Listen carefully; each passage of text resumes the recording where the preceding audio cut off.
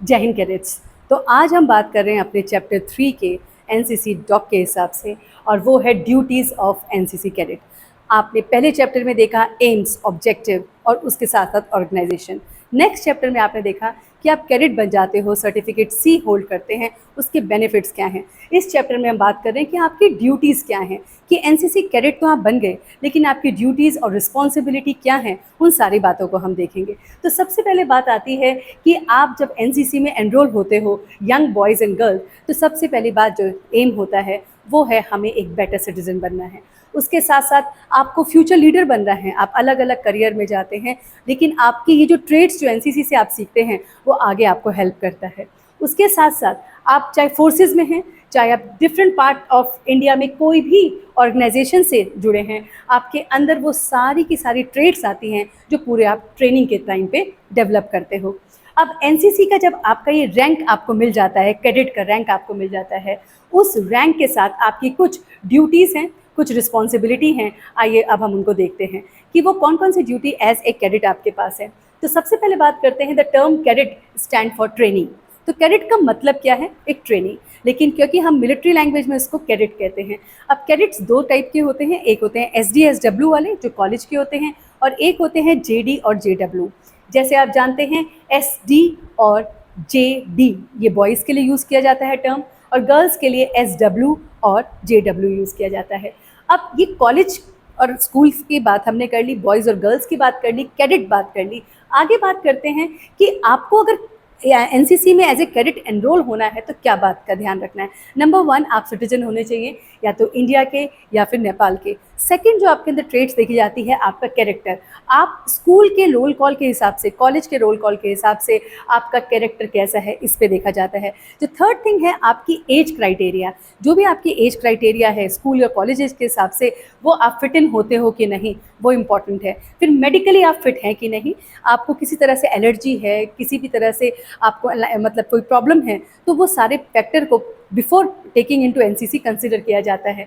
फिर उसके साथ साथ आपको ट्रेनिंग दी जाती है, और उस रिग्रेस ट्रेनिंग के लिए भी क्या आपके अंदर वो पोटेंशियल है वो चेक किया जाता है, और फिर आप कैडेट बन जाते हैं और एनसीसी में आ जाते हैं।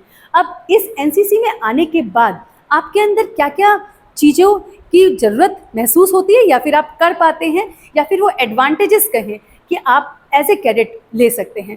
तो सबसे पहले तो आपको ये बात की खुशी होनी चाहिए कि हम एक इंडिया के उस लार्जेस्ट ऑर्गेनाइजेशन से जुड़े हुए हैं जहां पर 13 लाख हमारे कैडेट्स हैं जो जुड़े हुए हैं। तो सोचिए, हम एक ऐसी ऑर्गेनाइजेशन के साथ हैं जो एक strong 30 lakh largest youth organisation जो पूरे वर्ल्ड में है, उसके साथ हम एसोसिएटेड हैं।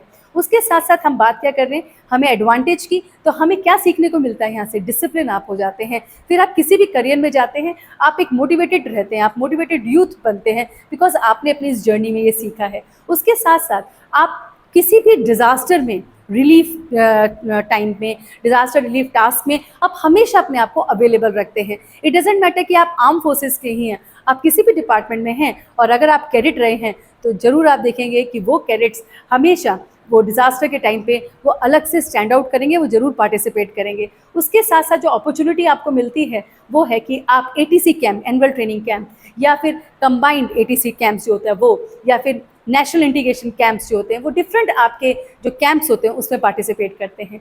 फिर उसके साथ साथ जो सबसे इम्पॉर्टेंट बात जो स्टूडेंट्स को खींचती है अपनी ओर, वो है वेयरिंग द यूनिफॉर्म। आपको यूनिफॉर्म मिलती है जो आपको स्टैंड आउट करती है अलग स्टूडेंट्स से, स्कूल और कॉलेजेस के। और उसके साथ साथ आपका लाइफस्टाइल अकिन होता है मिलिट्री के हिसाब से, आपका पोस्चर चेंज हो जाता है, आपका चलने का तरीका, आपके बोलने का तरीका, आपका कम्युनिकेशन लेवल, वो सब चेंज हो जाता है। उसके साथ साथ आपको अपॉर्चुनिटी देता है ये ऑर्गेनाइजेशन कि आप YP में, यूथ एक्सचेंज प्रोग्राम में जाके पार्टिसिपेट करो, और आपको सोशल अवेयरनेस प्रोग्राम्स में पार्टिसिपेशन का, उनका इन्वॉल्वमेंट का चांस मिलता है। उसके साथ साथ आप आर्म फोर्सेस को भी ज्वाइन कर सकते हैं, और हायर स्टडीज़ में तो आपको ये जो ट्रेड्स हैं वो हेल्प करते हैं। अब हम बात करते हैं कि आपकी क्या ड्यूटीज़ हैं या क्या रिस्पॉन्सिबिलिटी एज ए कैडेट है। तो सबसे पहले देखते हैं कि ड्यूटीज़ के से पहले जो रिस्पॉन्सिबिलिटी है, कि सबसे पहले आती है नेशन की तरफ, अपने इस कंट्री की तरफ। उसके साथ साथ आती है फिर सोसाइटी एट लार्ज की तरफ।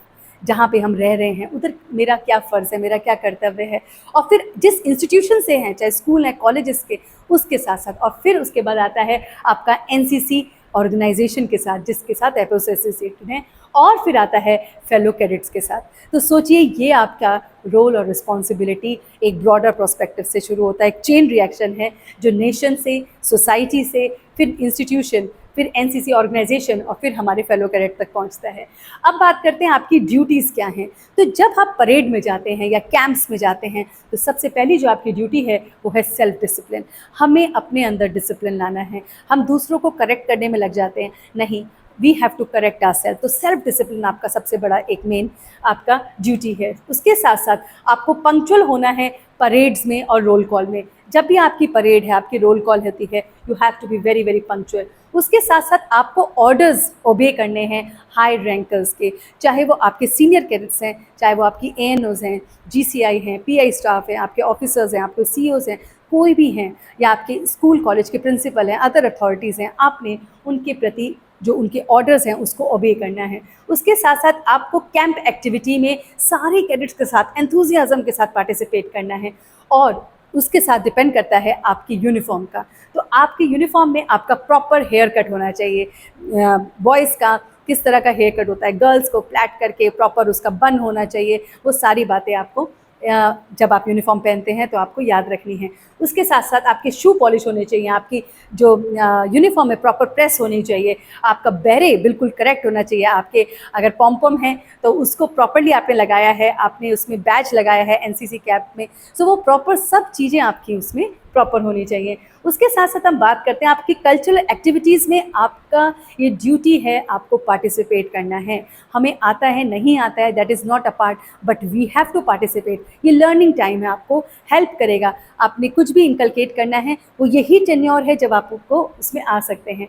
फिर आपको हर एनसीसी परेड को, जो हम क्लासेस कहते हैं, उसको हमेशा आपको रेगुलरली बिना फेल के, बिना किसी रीज़न के आपको नहीं मिस करनी है।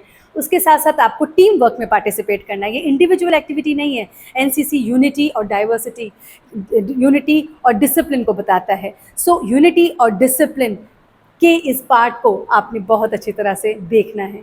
उसके साथ साथ है आपने अपनी कॉपरेशन रखनी है अपने सीनियर्स के साथ। ये नहीं कि मैं इनका कहना क्यों मानूं, ये सीनियर्स हैं तो क्या है, और सीनियर्स को भी रिस्पेक्ट करनी है अपने जूनियर्स की। सो ये भी याद रखना है। और फिर एडवेंचर एक्टिविटीज़ में आपकी ड्यूटी है पार्टिसिपेट करने की। अब हम बात करते हैं रिस्पॉन्सिबिलिटी की, कि जब आप एनसीसी में आ जाते हैं तो आपकी कौन कौन सी वो रिस्पॉन्सिबिलिटी होती है। देखिए, आपके अंदर कैरेक्टर चेंजेस आते हैं, आपकी कैरेक्टर क्वालिटीज़ बढ़ जाती हैं, आप एक रिस्पॉन्सिबल सिटीज़न बन जाते हैं।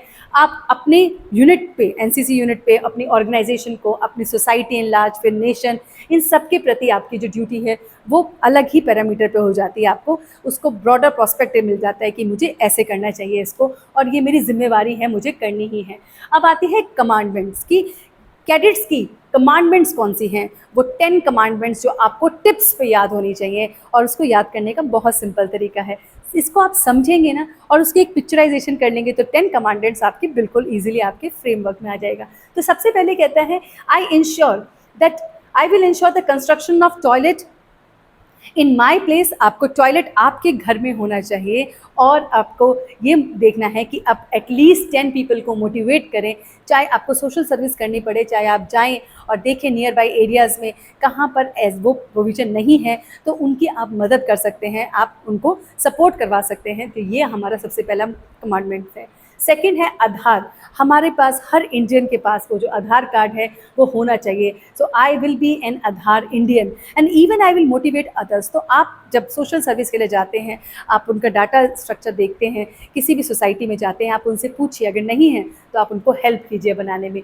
फिर आपको डोनेट करना है blood. This I am talking about the college students. Once in a year ज़रूर आपको ब्लड डोनेट करना है, ये भी एक नोबल कॉज है। उसके साथ साथ डिजिटल ट्रांजैक्शन करनी है और मोटिवेट करना है दूसरों को भी कि वो भी डिजिटली सारा ट्रांजैक्शन करें, ये भी एक इम्पॉर्टेंट कमांडमेंट में है। फिर जो नेक्स्ट है वो एनवायरनमेंट से रिलेटेड है कि 2 ट्रीज़, हमें 2 पौधे, हमें 2 पेड़ ज़रूर लगाने हैं, और वो भी हमारे लिए एक कमांडमेंट का एक प्रोसेस है जो हमें करना है। उसके बाद हमें अपना, जैसे ही हम 18 के हो जाते हैं, ये हमारी रिस्पॉन्सिबिलिटी है कि मुझे वोटर आईडी कार्ड या पैन कार्ड अपना बनवाना ही है, आधार कार्ड, ये सारा इम्पॉर्टेंट है आपको एज ए डॉक्यूमेंट्स के लिए।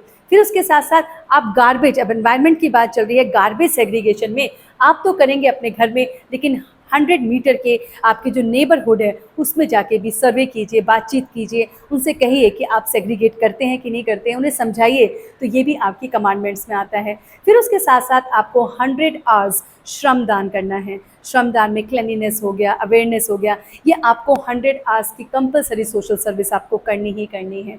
फिर आते हैं कि you have to help the physically challenge person to live their dreams. आपको कहीं पे भी कोई भी अपने नियर बाई एरिया में कोई भी अगर फिजिकली चैलेंज लोग मिलते हैं, प्लीज़ उनको मोटिवेट कीजिए, उनको देखिए किस चीज़ की ज़रूरत है, और आप कैडेट्स उनके लिए राइट हैंड बनेंगे और उनको हेल्प करेंगे। उसके साथ साथ आप जेंडर सेंसिटिविटी या सेकुलर आउटलुक या स्पिरिट ऑफ नेशनलिज्म को भी आगे प्रमोट करेंगे, तो you will be a role model, you will not be stuck in any areas. आप जेंडर सेंसिटिविटी को भी अपने अंदर उसको देखेंगे, पहले चेंज अपने अंदर से शुरू होगा, फिर हम बाहर उसको रिफ्लेक्ट कर सकते हैं। फिर सेकुलर आउटलुक कि किसी कोई भी रिलीजन, कोई भी कास्ट, क्रीड मेरे से नहीं है, मैं एक नेशन का हूँ, मैं इंडियन हूँ, बस यही हमारी फीलिंग होनी चाहिए, और स्पिरिट ऑफ नेशनलिज्म तो होना ही होना चाहिए। फिर उसके साथ साथ I will rush to any accident victim. अगर एक्सीडेंट आप देख सकते हैं और देख रहे हैं या हो रहा है या हो चुका है, तो प्लीज़ वहाँ से भागिए मत, वहाँ पर जाके उन्हें सपोर्ट करना है, आपने उनको हेल्प करना है। ये आपकी कमांडमेंट्स है जो आपको डिफरेंट बनाती हैं औरों से। उसके साथ साथ जो हमारा मोटो है एनसीसी का, यूनिटी एंड डिसिप्लिन, इसको इक्वल ही अपने अंदर इनकलकेट करना है। मैं डिसिप्लिन भी हूँ और मैं यूनिटी के साथ भी ये काम कर रहा हूँ। तो ये सारी चीज़ें आपको एक अलग कैडेट या फिर एक अलग तरीके से एक स्टूडेंट बनाती है, जो आगे हमें हमारे नेशन के लिए हेल्प करती है। और अगर हम नेशन की बात करते हैं तो हमने बहुत सारे, हमारे हिस्ट्री में अगर देखें तो बहुत सारे हमारे डिसिप्लिन और ड्यूटी, सेल्फलेस ड्यूटी के लिए जो मशहूर हुए हैं, उनके नाम यहाँ पे हैं कुछ, जो शिवाजी हैं, महाराणा प्रताप हैं, टीपू सुल्तान हैं, महात्मा गांधी हैं, सरदार पटेल हैं, रानी लक्ष्मीबाई हैं, रानी ऑफ झांसी। ये कुछ नाम हैं जिनको हमने यहाँ पे रखा है, जो आपको बताते हैं कि वो ऑलरेडी डिसिप्लिन थे सोशल सर्विस के लिए। हमेशा जो हमने कमांडेंट्स लिखी हैं उन सबको वो अपने आप ही फॉलो कर रहे थे। तो हमें उनको, अपने इस जनरेशन को समझाना है कि ये सारी चीज़ों को अपने अपने अंदर इनकलकेट करना है, और ये सारी चीज़ें जब आपके अंदर होंगी तो आप सच में एक गुड सिटीजन होंगे, जो कल का भारत होगा वो हमारा उज्जवल भारत होगा। So thank you so much for watching. जय हिंद।